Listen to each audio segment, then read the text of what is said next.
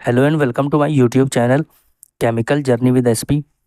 और आज के इस वीडियो में हम लोग डिस्कस करेंगे 3D सीरीज एलिमेंट की 3 प्रॉपर्टीज़ के बारे में, जिसमें सबसे पहले कैटेलिटिक प्रॉपर्टी है, फिर इंटरस्टिशियल कंपाउंड फॉर्मेशन टेंडेंसी के बारे में डिस्कस करेंगे, उसके बाद मेटल ऑक्साइड और उनके नेचर के बारे में डिस्कस करेंगे। तो चलिए शुरू करते हैं इस टॉपिक के बारे में। अगर आप हमारे चैनल पर नए हैं तो हमारे चैनल को लाइक, सब्सक्राइब और शेयर करिए। So let's start the topic. Transition elements और जो उनके कंपाउंड्स होते हैं उन्हें जनरली एज अ कैटलिस्ट के तौर पे यूज़ किया जाता है। जैसे एग्जांपल के तौर पे iron, cobalt, nickel, palladium, platinum, या कुछ कंपाउंड्स हैं जैसे Fe2O3 जिसे फेरिक ऑक्साइड कहते हैं, Cr2O3 और वेनेडियम ऑक्साइड V2O5। ये सभी कंपाउंड जो हैं एक तरह के इम्पॉर्टेंट कैटलिस्ट का रोल प्ले करते हैं। कैटेलिटिक प्रॉपर्टीज़ का जो मेन रीज़न है वो 3 फैक्टर्स पर डिपेंड करता है, जिनमें पहला चीज़ है मल्टीपल ऑक्सीडेशन स्टेट। यानी कि जो एलिमेंट होते हैं 3D सीरीज़ के, इनमें मल्टीपल ऑक्सीडेशन स्टेट एक्वायर करने की टेंडेंसी होती है, जिसकी वजह से कैटेलिटिक प्रॉपर्टी शो करने का जो है इनमें टेंडेंसी आता है। सेकंड रीज़न है जो भी एटम्स प्रेजेंट होते हैं मेटल के सरफेस पे, तो उनके पास फ्री वैलेंसीज होती हैं। यानी the atoms present at the surface of these metals have free valencies. Free valencies means जब भी रिएक्टेंट का मॉलिक्यूल इन मेटल के सरफेस पे आएगा तो एक टेम्परेरी बॉन्ड बनता है, फिर रिएक्टेंट के मॉलिक्यूल आपस में रिएक्ट करके प्रोडक्ट बनाते हैं और फिर प्रोडक्ट अलग हो जाता है और कैटेलिस्ट अलग हो जाता है। और लास्ट में फिर है they have the ability to form complex. Again अभी जो मैंने यही बात कही कि इन फ्री वैलेंसीज की वजह से इन मेटल के सरफेस पे एक तरह से कॉम्प्लेक्स या इंटरमीडिएट कंपाउंड बनाने का एक टेंडेंसी रहता है, जिसकी वजह से रिएक्टेंट के मॉलिक्यूल मेटल के सरफेस पे एक टेम्परेरी बॉन्ड के थ्रू जुड़ते हैं, फिर उन रिएक्टेंट के मॉलिक्यूल में आपस में रिएक्शन होती हैं, नया प्रोडक्ट बनता है, और फिर यही जो टेम्परेरी बॉन्ड्स होते हैं जो मेटल के सरफेस के साथ जुड़े होते हैं वो बॉन्ड ब्रेक हो जाते हैं, जिससे प्रोडक्ट अलग हो जाता है और मेटल का सरफेस और ये जो कैटलिस्ट के तौर पे यूज़ किया गया है वो मॉलिक्यूल अलग हो जाता है। तो ये मेन 3 रीज़न थे जिसकी वजह से कैटेलिटिक प्रॉपर्टीज़ देखने को हमें मिलती है 3D सीरीज एलिमेंट में। कैटलिस्ट का जो मेन फंक्शन होता है एक तरह से वो यही है कि जो रिएक्टेंट के मॉलिक्यूल्स होते हैं उनके बीच में बॉन्ड बनाना होता है, और ये जो रिएक्टेंट मॉलिक्यूल होते हैं वो कैटलिस्ट के सरफेस पे टेम्परेरीली एक बॉन्ड बनाकर उनसे जुड़े रहते हैं, जिसकी वजह से बाद में अगर आप देखेंगे कि यही बॉन्ड्स ब्रेक होकर प्रोडक्ट अलग कर देते हैं और खुद ये अलग हो जाते हैं। कैटलिस्ट की एक बहुत ही इंपॉर्टेंट प्रॉपर्टी होती है जिसमें कैटलिस्ट बिना रिएक्शन में पार्टिसिपेट किए सिर्फ रिएक्शन के रेट को इन्हांस कर सकता है या उसको डिक्रीज करता है, एक तरह से अल्टर करने का काम करता है, और फिर कैटलिस्ट बाद में ऐसे अलग भी हो जाता है without consuming during the reaction. तो कैटलिस्ट की यही कुछ खास प्रॉपर्टीज़ हैं जिसकी वजह से इन एलिमेंट की जो प्रॉपर्टीज़ है या जो उनकी वर्सेटिलिटी है वो इंक्रीज हो जाती है due to the catalytic property. कुछ एग्जांपल की अगर हम बात कर लें तो जैसे हैबर के प्रोसेस में आप लोगों ने अमोनिया की मैन्युफैक्चरिंग प्रोसेस पढ़ी होगी अगर, तो अमोनिया की हैबर प्रोसेस होती है, उसमें आयरन जो होता है Fe एज अ कैटलिस्ट के तौर पे यूज़ किया जाता है। साथ में उसमें एक प्रमोटर भी यूज़ किया जाता है जिसे मोलिब्डेनम यानी MO कहते हैं, एटॉमिक नंबर 42। वो प्रमोटर होता है आयरन का। प्रमोटर वो सब्सटेंस होते हैं जो कैटलिस्ट की इफ़िशियंसी को या उनकी एबिलिटी को इंक्रीज करने का काम करते हैं। तो उसमें आयरन और साथ में मोलिब्डेनम होता है। मोलिब्डेनम एज अ प्रमोटर होता है और आयरन उसमें एज अ कैटलिस्ट होता है। इसके अलावा आपने देखा होगा कि जो भी अनसैचुरेटेड कंपाउंड्स होते हैं जैसे एल्कीन या एल्काइन, तो उनका जब हाइड्रोजिनेशन कराया जाता है, दैट इज जब उनकी रिएक्शन हाइड्रोजन से कराई जाती है, तो निकिल का फाइन पाउडर्ड फॉर्म जो होता है एक तरह से वहाँ यूज़ किया जाता है और वहाँ पे वो कैटलिस्ट के तौर पे यूज़ करते हैं। तो ये कुछ एग्जांपल थे कैटेलिटिक प्रॉपर्टीज़ के डी ब्लॉक एलिमेंट के। अब बढ़ते हैं नेक्स्ट टॉपिक की तरफ जो है interstitial compound formation tendency. Transition element में ये प्रॉपर्टी देखने को मिलती है कि वो इंटरस्टिशियल कंपाउंड्स बनाते हैं। सबसे पहले ये समझते हैं कि इंटरस्टिशियल कंपाउंड होते क्या हैं। ट्रांजिशन एलिमेंट का अगर आप क्रिस्टल स्ट्रक्चर देखें, अगर आप इस पिक्चर में देखेंगे तो देखिए बहुत सारे यहाँ पे एटम्स दिखाई दे रहे हैं मेटल के।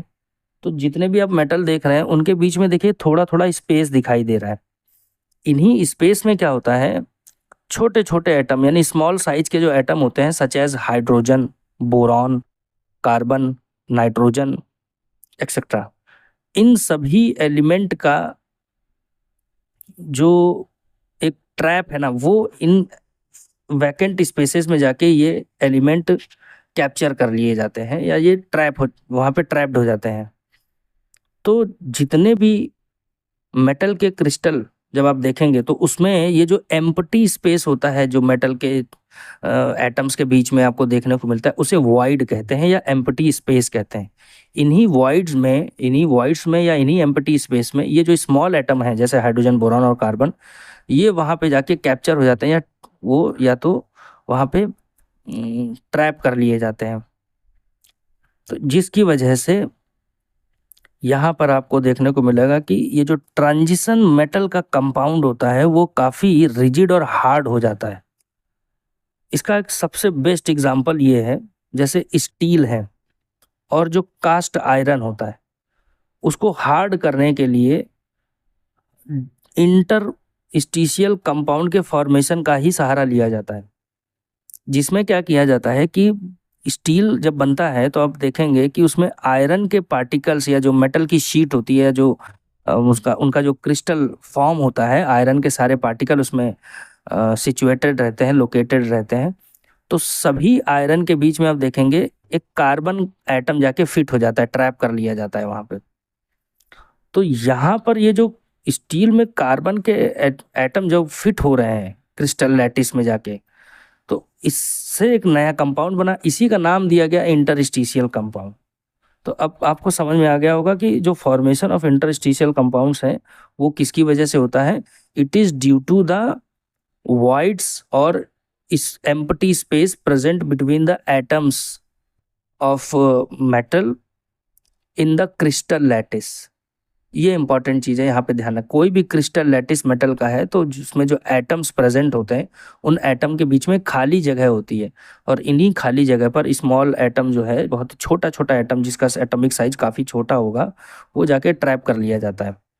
इंटरस्टिशियल कंपाउंड बनने की वजह से कुछ उनकी फिजिकल और केमिकल प्रॉपर्टीज़ में चेंजेस आ जाते हैं, जिनके बारे में अगर आप समझें तो सबसे पहला जो चेंज आता है वो है that they have high melting points than those of pure metals. यानी कि जो प्योर मेटल का क्रिस्टल होता है उसमें जब इस तरह के छोटे एलिमेंट जो है या जो एटम होते हैं ये जब ट्रैप कर लिए जाते हैं, उनका वहाँ पे जो एम्प्टी स्पेस है वो भर जाता है इन एटम की वजह से, तो इनका जो कंपाउंड है वो काफ़ी हार्ड और रिजिड हो जाता है, जिसकी वजह से इनका मेल्टिंग पॉइंट काफ़ी हाई हो जाता है।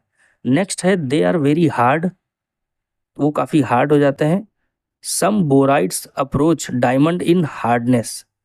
बोराइड्स एक क्लास ऑफ कंपाउंड्स होती हैं बोरॉन से रिलेटेड जो एलिमेंट है, तो उनके कुछ ऐसे कंपाउंड्स हैं जिन्हें बोराइड्स कहा जाता है जनरली। तो उनके कुछ ऐसे फॉर्म हैं जो डायमंड की तरह ही हार्डनेस उनकी देखने को मिलती है, इसलिए ये बहुत हार्ड होते हैं इंटरस्टिशियल कंपाउंड जब बनता है।